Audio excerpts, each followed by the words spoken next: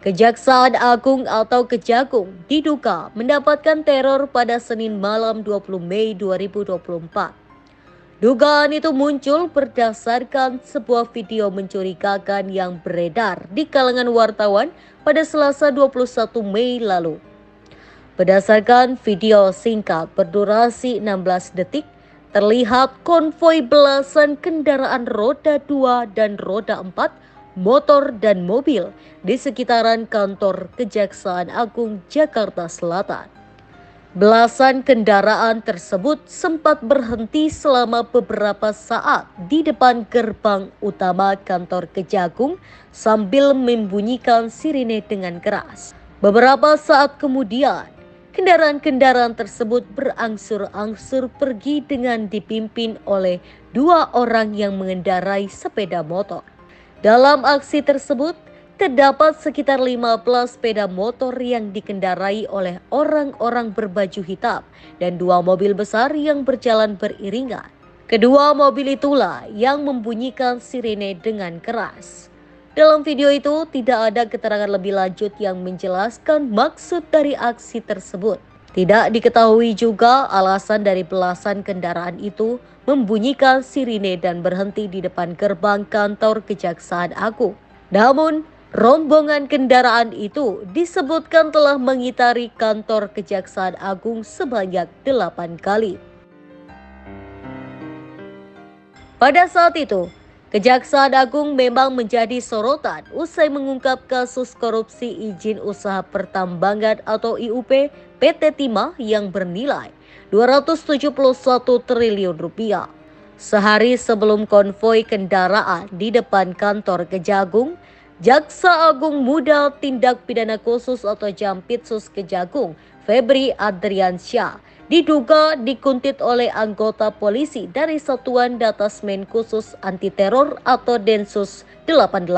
Berdasarkan sumber, satu dari anggota Densus 88 tertangkap basah saat memantau makan malam Febri di sebuah restoran di Cipete, Jakarta Selatan.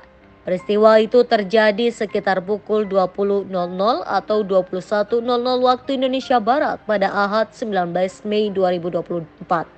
Dua orang yang mengetahui peristiwa itu pun menceritakan kronologinya. Dijelaskan pada Ahad pekan lalu, Febri tiba di restoran yang menyajikan kuliner Perancis bersama satu ajudan dan motor patwal polisi militer. Kedatangan Febri kemudian disusul oleh dua orang diduga anggota Densus 88. Mereka berpakaian santai dan datang dengan jalan kaki. Salah seorang dari anggota Densus 88 itu disebut meminta meja di lantai 2 dengan alasan ingin merokok. Namun pria tersebut selalu mengenakan masker dan hanya sesekali menyesap rokok. Adapun Febri ketika itu berada di ruang VIP di lantai 2 dengan dinding kaca. Pria itu kemudian mengarahkan alat yang diduga perekam ke arah ruangan Febri.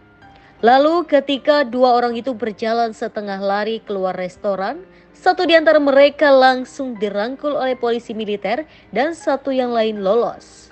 Febri memang belakangan dikawal polisi militer TNI atas bantuan pengamanan dari Jaksa Agung Muda bidang militer lantaran Jampitsus sedang menangani kasus korupsi besar seperti kasus tambang. Apalagi penyidik Kejagung saat menggeledah dalam menangani kasus Timah di Bangka Belitung juga mendapatkan intimidasi. Selain dua anggota Densus 88 yang masuk ke restoran, sumber tersebut mengatakan ada beberapa orang yang terlihat memantau Febri Adriansyah dari luar. Beberapa dari mereka, kata dua orang yang mengetahui kejadian ini, terlihat dari beberapa titik sekitar 50 meter dari restoran.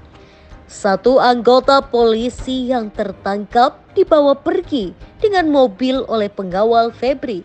Ketua Indonesia Police Watch atau IPW Sugeng Teguh Santosa mengatakan, insiden tersebut menunjukkan adanya saling sikut antar dua penegak hukum di Indonesia.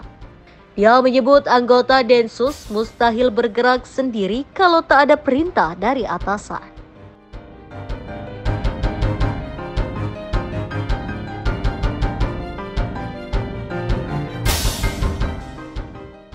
Sugeng menyebut pengawasan Densus 88 terhadap Jampitsus Febri jelas bertujuan untuk menggali informasi. Biasanya, kata dia, Densus 88 memantau seseorang berujung pada dugaan pidana. Tak hanya itu, Sugeng menduga adu sikut antar dua penegak hukum ini karena Kejaksaan Agung mengambil alih penanganan kasus korupsi tambang. Menurut dia, kasus tambang awalnya akan ditangani oleh aparat kepolisian. Saat dikonfirmasi mengenai ini, Kapolri Jenderal Listio Sigit Prabowo masih belum memberi penjelasan.